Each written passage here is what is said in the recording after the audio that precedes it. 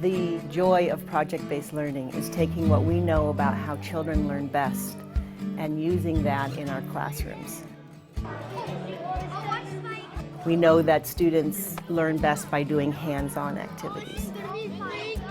There's a lot more conversation between students, and it's a lot more thinking and questioning. The hope is that students are much more engaged in the learning because they're actually invested in what's happening. They're asking the research questions. They're figuring out what they want to know. What is the life cycle of an insect? Does it go here? No. No. Raise your hand if you do not think it should go here. I love this project because I love insects. We're sorting things out, we're working as teams, so it's like teamwork. I like working together on things and making decisions as a team. We're doing it in a teamwork. I like it because it's fun. Because it's fun. Starting 2 years ago, we discussed as a school community why we wanted to go the way of project-based learning.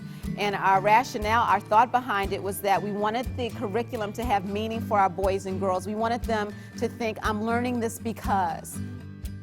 Through project-based learning, it's a different way of looking at how we assess or determine whether or not the kids have mastered the grade level standards. For example, with second grade, they're learning about insects, and they learn the different parts of the insect body. So instead of giving them a paper pencil test on that, which we still will do, the children had to construct an insect out of clay and pipe cleaners and that type of thing, label it.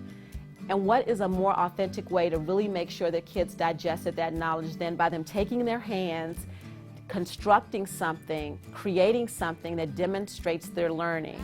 Maybe means new land, circle. What we're doing in 5th grade is we're doing a project-based learning experience on the Explorers unit. And in order for the children to understand something that happened so long ago, we are focusing on building these experiences where they get to be a historian. There were 3 questions I posed. I wanted them to look at what do I see, what do I think I see, and what do I think it means. When we looked at it, it looked like wrinkly. Maybe it was used to make tea, and maybe it might be used to make medicine, maybe.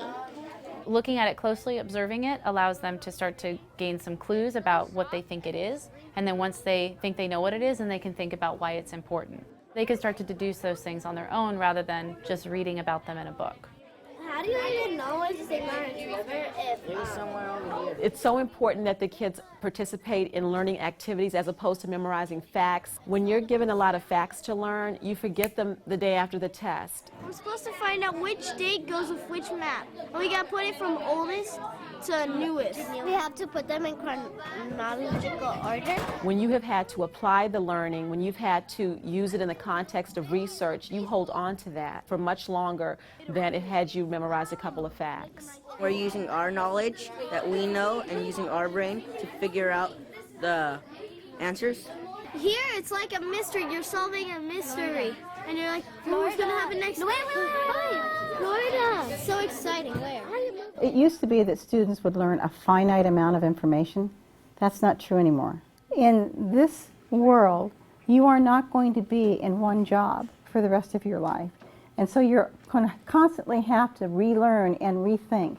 And you have to have the tools to be able to do this. Project-based learning gives the students an opportunity to be ahead of the game because they are going to have to do the problem solving and be creative and see completely novel situations that they can't anticipate or encounter because you can't just study the book and take the test and that's it. It's not enough. You have to problem solve. You have to think critically.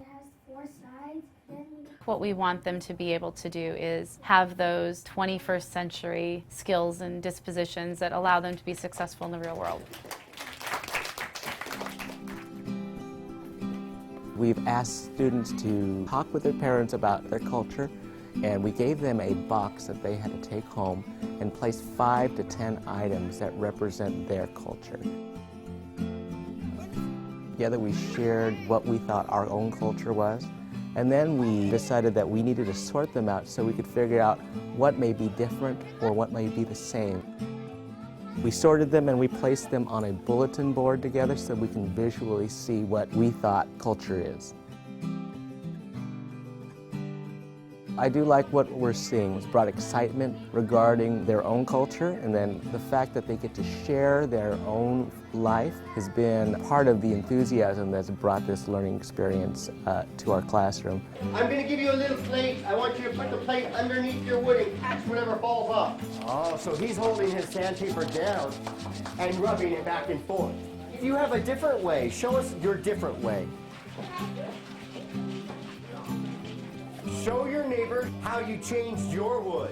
Feel it. What does it feel like? By rubbing it on the sandpaper, you can change the shape? Yeah. Awesome. Get a little pinch of the sawdust. If you don't have enough, keep rubbing. What we're going to do today is make particle board. Come on, mix it up, mix it up, mix it up, good scientists. The reason we want to start project-based learning in elementary school goes back to what we call habits of mind. The learners that they are likely to be as they enter junior high, high school, and college, those habits of mind are instilled now.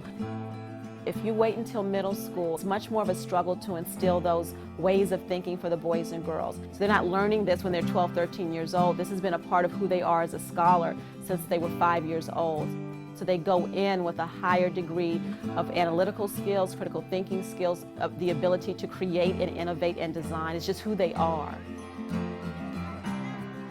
I am seeing happy, excited, confident kids who are capable and know that they can do it. For it to stay with them, something connected, and that's a good feeling.